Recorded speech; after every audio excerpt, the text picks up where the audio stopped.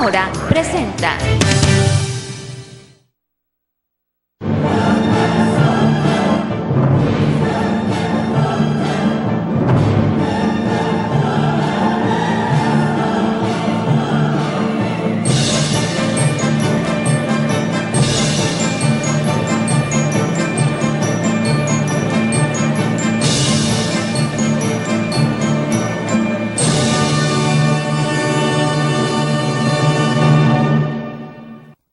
¿Qué tal? ¿Cómo están? Gusto saludarlos. Bienvenidos a su programa Tiempos, una semana más de este caluroso verano que estamos iniciando. Este programa tiene algo en particular para mí y en general para todos los sonorenses. El tema de hoy es el tema de la administración del agua en este país, en este estado, desde el punto de vista del servicio público, desde el punto de vista legal, desde el punto de vista administrativo. Y particularmente tiene especial importancia para mí porque quien está como invitado ahora, lo conozco desde que nací y he vivido toda su vida de su carrera profesional como especialista en el tema del agua. Es César Lagarda, es mi hermano, pero tiene muchos años en este asunto del agua y lo invitamos a que nos hablara de su experiencia en el agua en Sonora y en el país. Muchas gracias por venir. Bueno, muchas gracias por la oportunidad de platicar de un tema tan apasionante y tan interesante y tan ligado al desarrollo de nuestro estado y de México. Muchas gracias. Hemos hablado muchísimas veces de este tema los últimos 30 años y creo que fue la primera vez que lo hablamos en público. Así es, sí. Bueno, pues acá tengo una tarjeta y vamos a hablar de la administración del agua, institucional del agua en este país. Y acá tenemos que del 36 al 38 nació la Comisión Nacional de Irrigación en este país, que era la entidad pública federal responsable de la administración del agua en este país. Pero, ¿qué pasaba antes de esto? ¿Cómo se administraba el agua? Antes tendríamos que irnos hacia atrás de la época porfirista y nos remontaríamos a la época virreinal, donde los acueductos ya aparecen en México, acueductos tipo romanos, pero en el centro del país, donde el agua abundaba y sigue abundando. Pero en el norte de nuestro México, en la zona desértica, realmente podemos decir que el desarrollo y las grandes obras de infraestructura de agua, tanto para ciudades como para el sector agrícola, inician a partir o posterior a la Revolución Mexicana. Una revolución... En la Constitución del 17. Así es. No había en la época, en la época porfirista, había un reglamento para el usufructo de las aguas, pero un reglamento muy injusto, donde prácticamente los hacendados hacían lo que querían. Eran como concesionarios. Con el recurso, se apropiaban de él y no lo compartían con las grandes masas del pueblo mexicano. Llega la revolución, el constituyente del 17 ya formaliza y pasa a propiedad del Estado todas las aguas, tanto superficiales como subterráneas de México. Y estas dependencias como la Comisión Nacional de Irrigación, la Secretaría de Recursos Hidráulicos que se formaron, bueno, ¿qué fue lo que empezaron? ¿Cómo fue que regularon o normaban la utilización del agua? Tanto agrícola como agua urbana o potable, ¿no? Así es. Todos los usos. Sobre todo la Comisión Nacional de Irrigación lo que buscaba era incorporar a la producción grandes terrenos disponibles para los campesinos mexicanos, beneficiarios de esta revolución. Entonces se empezó a diseñar un proyecto para poder almacenar. Tengo algo de alergia. Una crisis alérgica. Entonces, para poder almacenar los grandes volúmenes de agua de los ríos y de los lagos de nuestro país, entonces la Comisión Nacional de Irrigación, creada por el general Lázaro Cárdenas, vino ya a incorporar los técnicos egresados de la posrevolución, sobre todo en la UNAM y en las escuelas de agricultura del país, para venir a diseñar y conformar ya de manera muy técnica, desde el punto de vista hidráulico, muy bien organizado, las grandes presas de nuestro país y los grandes distritos de riego que incorporaron ya de forma más organizada la producción colectiva, vamos a decir, que es lo que no se había venido dando en México en el periodo anterior, y entonces ya México entra a formar parte de los países con una alta productividad en términos agrícolas, con este aprovechamiento tan importante de las aguas, que en aquel tiempo a través de tapones, a través de palizadas, el propio hacendado desviaba en su beneficio las aguas. En este caso no había presas. Pues. Sí había presas, pero eran presas con un objetivo muy particular, porque los hacendados, no hay que olvidar que eran los grandes propietarios de la tierra. Había muy pocas tierras comunales, muy pocas tierras, no existía. De hecho, el ejido todavía no se formalizaba en México hasta la posrevolución. Entonces, estas obras diseñadas y organizadas por el gobierno de México a través de la Comisión Nacional de Irrigación, vino entonces a incorporar estas grandes extensiones de tierra y aprovechar al máximo en términos productivos el agua que corría libremente por los ríos. Eso tiene que ver, es la época de Lázaro Cárdenas, es una visión de la repartición de tierras. Digamos que fue la etapa en que se organizó de manera formal, técnica e intensiva la administración del agua y el uso de la tierra y la explotación de la tierra con esta agua. Llegamos después, bueno, esto de la comisión y luego Secretaría de Recursos Hídricos fue nada más la formalización administrativa de crearla, llegarla a ser secretaría. Y esto no había técnicos, en ese tiempo no había técnicos, hasta entonces había técnicos expertos en agua en este país. Había algunos, desde la época porfirista, había algunos técnicos, sobre todo formados en Europa, para este tipo de obras, pero eran obras más de carácter particular. El gran hacendado, el personaje que representaba los intereses del rey, era el que promovía y financiaba este tipo de obras, definitivamente con un interés muy particular. La revolución ya incorporó el agua como parte de la propiedad nacional y además la profesionalización. ¿De qué cuencas estamos hablando? ¿De qué ríos, cuencas y presas estamos hablando en el país? Bueno, los grandes ríos de México, hay que decir que en el sur del país es donde tenemos más disponibilidad de agua. Disponemos del 70% del agua que dispone de este país, pero con poca tierra disponible para cultivar, en términos de nivelación.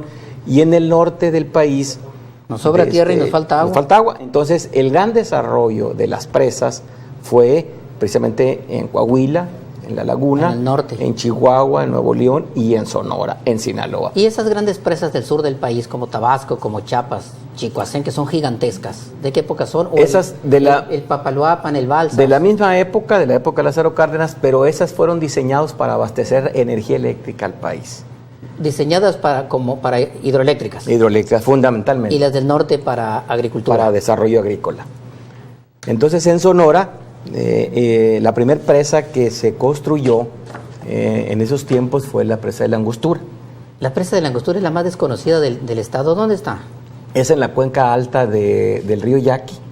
Es una presa que en sus orígenes el objetivo del general Lázaro Cárdenas con el financiamiento de esta presa era cumplirle a la tribu Yaqui su derecho histórico sobre las aguas del río Yaqui. Pero qué curioso, ¿por qué tan al norte? Porque está cerca de Nacosari. ¿Por qué tan al norte si el río Yaqui tiene más agua abajo?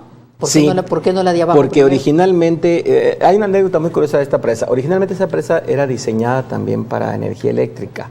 Es una idea. Pero cuando transportaba en plena Segunda Guerra Mundial el barco que transportaba las turbinas que iban a ser instaladas para la generación de energía eléctrica en esa presa, ese barco fue atacado y se hundió.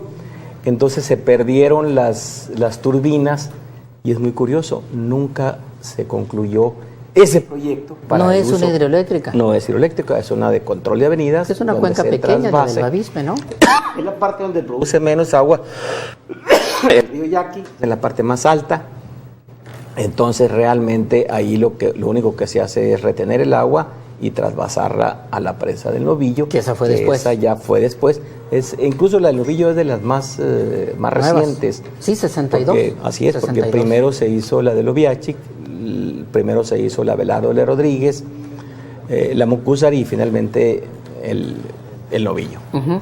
Y la de La del Oviachi, que es del 50 y tantos. Así es. Bueno, entonces de la presa La Angostura viene aquel decreto que le otorga a los yaquis, allá al final del río, es agua que van a utilizar. Sí, cuando ya se incorporó las otras dos presas, la del Novillo y la del Oviachi, fue cuando ya el decreto del general Lázaro Cárdenas le otorgaba el 50% del derecho de las aguas de La Angostura.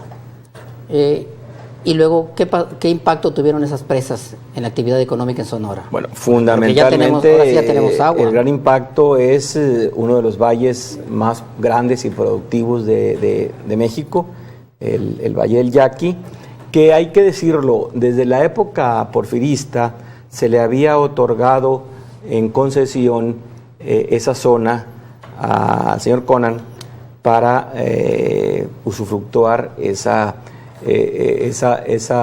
ese valle en temas agrícolas, pero lógicamente con la falta de una presa fue muy limitado su desarrollo. Era el agua que corría del Yaqui. Así es, a través de desviaciones y a través de perforación de pozos muy básicos. Algo parecido se daba aquí en la costa de Hermosillo, que a través de vapor se extraía el agua en pozos pocos profundos, porque el agua en esos tiempos así estaba muy superficial. Entonces es hasta que, por impulso del general Cárdenas, por impulso de Plutarco Elías Calles, y ya con la conformación de los gobiernos posteriores, se hizo la formalización del Distrito 041 del Valle del Yaqui y el 018 de las comunidades yaquis. Vamos a hacer una pausa de un minuto para identificación y vamos a regresar porque hay más implicaciones de esto del agua en la agricultura. También hay otros distritos de riego que no necesariamente son de agua de presa. Regresamos en un minuto. Sí.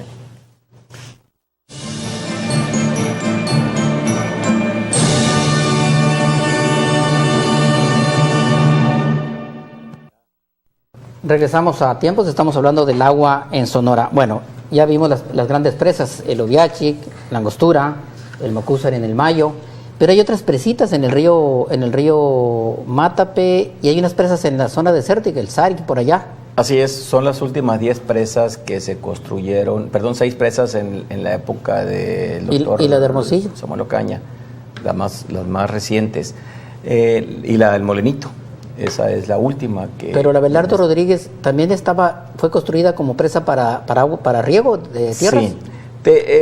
La presa Abelardo Rodríguez tuvo dos objetivos: garantizarle el abastecimiento a la ciudad capital, Hermosillo, pero fundamentalmente regar 10,000 hectáreas de los ejidos La Yesca, La Manga y algunos ejidos cercanos a esa región.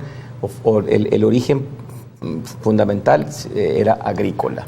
A través de los años se tuvo que integrar ya y cambiar el uso para el sistema de agua. Por necesidad, porque me imagino que la población creció y necesitó más agua y había que tomarse el agua de la presa. Sí, de hecho el propio crecimiento urbano alcanzó a esos ejidos, el Villa de Ceres, sí, La Manga y todos los demás. Entonces pero hay otra agua en Sonora, el agua subterránea.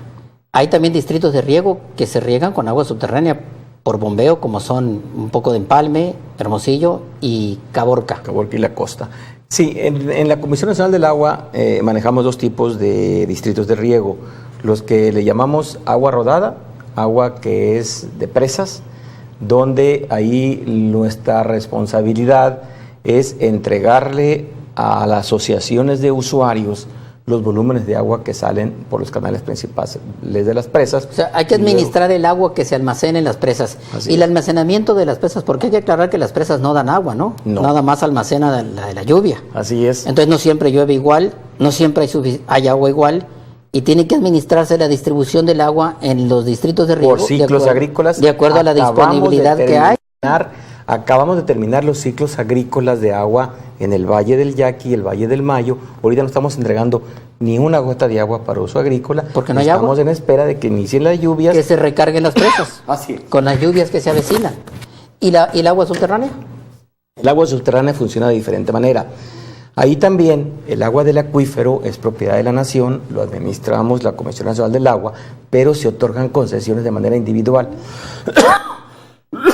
Para extraer que el agua. Cada usuario tramite su título de concesión, pero y en su terreno ellos en base y con un medidor que controlamos en la Comisión Nacional del Agua puedan manejar sus ciclos de siembra. También damos títulos de concesión colectivos.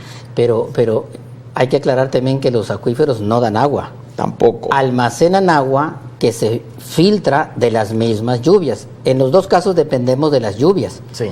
Y esos acuíferos a veces tienen mucha recarga o poca recarga. Sí, de hecho tenemos muy claro cuál es la capacidad de almacenamiento en las presas, o sea, de producción de la cuenca, y cuál es la capacidad de almacenamiento en los acuíferos. César está hablando de su trabajo como director de la Comisión Nacional del Agua en el noroeste. Bueno, ¿y el agua potable? El agua, ¿Quién da el agua se concesiona de acuerdo a su uso. El agua se concesiona para uso agrícola, para uso urbano, doméstico, ganadero, pecuario. La prioridad siempre en el uso del agua en México es el uso de las ciudades. Para beber, por ley. Consumo humano. Pero es el menor consumo que existe en Sonora y en México. ¿Menor que el uso ganadero o pecuario? Sí, el gran consumidor de agua en este país y en el mundo es el uso agrícola. Se lleva el 75%. Claro. Los otros usos se llevan un 10% y el agua potable no pasa del 5%. ¿Cómo se administra el agua pecuaria, esto de la ganadería? ¿Es por los...?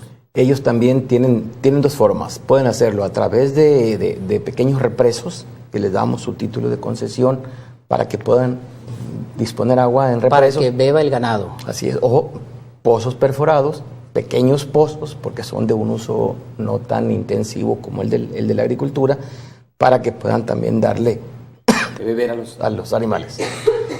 Uso agrícola, uso urbano, uso pecuario y el más importante es el uso... Y el uso industrial también. Bueno, que es urbano, ¿no? Entiendo que es el urbano. Lo separamos. Se separa, urbano, industrial y de consumo humano. Y minero también.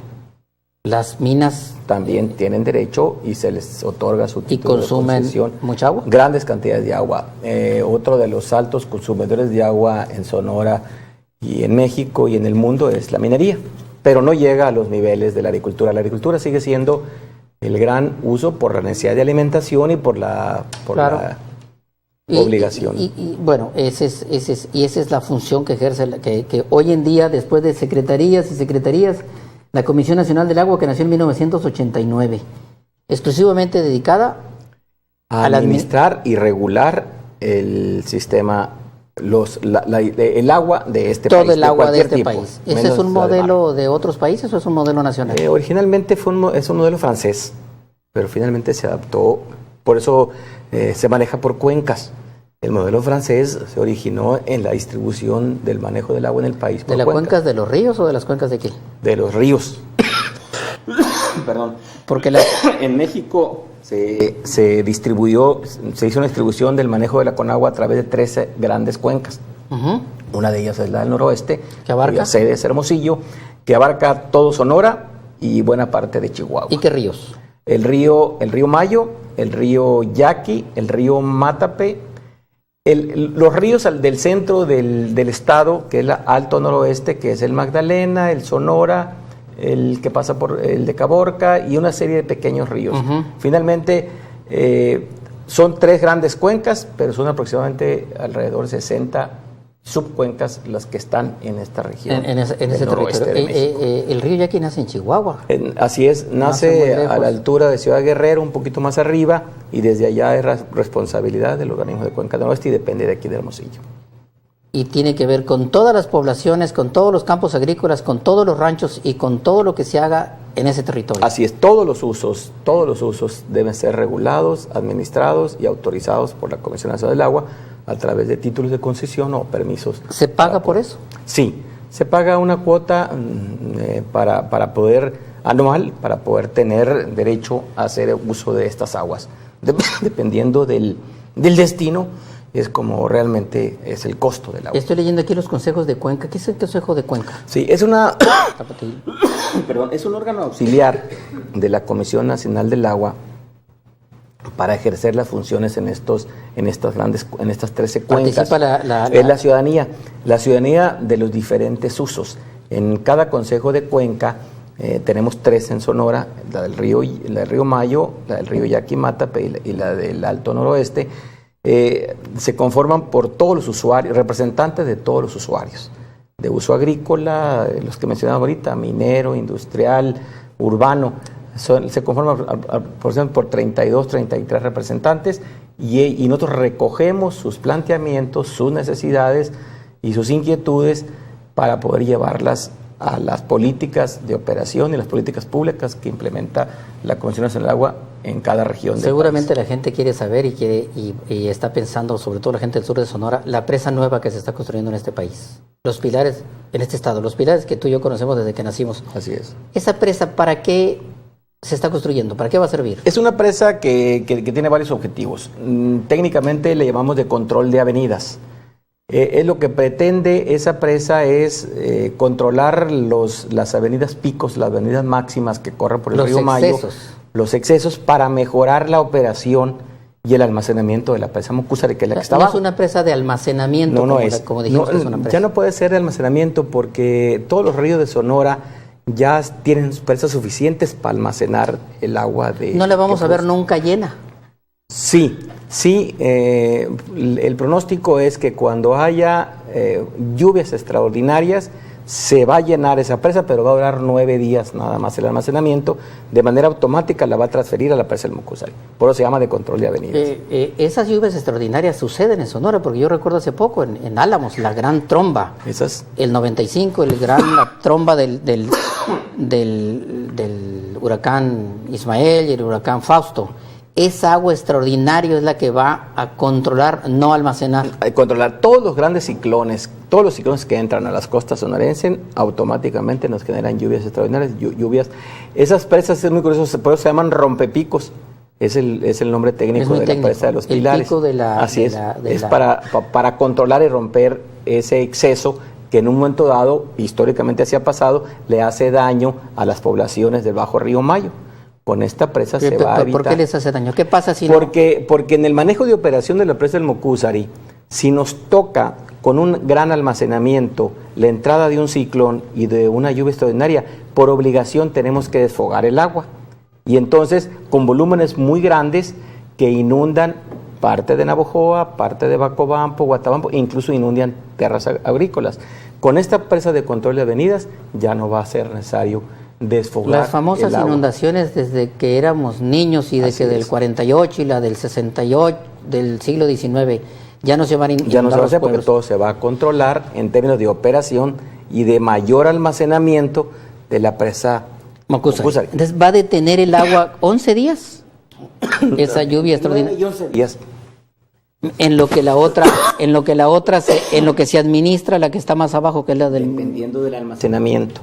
Por ejemplo, si llegamos al final de las lluvias, al final de la temporada de lluvias y de ciclones, y tenemos todavía una disponibilidad de almacenamiento en el Mocúzari, aunque se presente un ciclón y lluvias extraordinarias, sabemos que no es necesario desfogar el agua del Mocúzari y esa se va a almacenar. Claro, ¿y se va a utilizar en la agricultura? Sí, va a poder tener la posibilidad de ampliar los ciclos o la frontera de... ¿Y si no hay ciclón, la presa de los Pilares va a estar seca?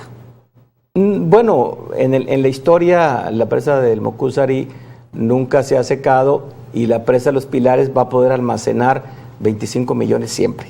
25 millones está diseñada para que nunca se pueda Pero desfogar. 25 millones es un charco. Así es, más o menos hay que tener una idea. El Morenito almacena 130 millones. Y la presa del Hermosillo tiene 300. Ya la capacidad de la presa del Hermosillo ha bajado a 220 por el Azola. Los 30 millones es un charquito comparada con la de Bernardo Rodríguez. Bueno, la diferencia de la presa de Pilares es que es una presa encajonada. La Bernardo es una presa abierta. El tirante es muy pequeño, aquella no, aquella se va a ver más volumen porque está sobre una cañada. Bueno, quisiéramos hablar del agua potable, pero nos llevaría todo un programa hablar de eso. ¿Hay conciencia entre los usuarios agrícolas, ganaderos y urbanos en el uso de esta agua? ¿Hay disponibilidad de agua en Sonora? Disponibilidad de agua ya no hay.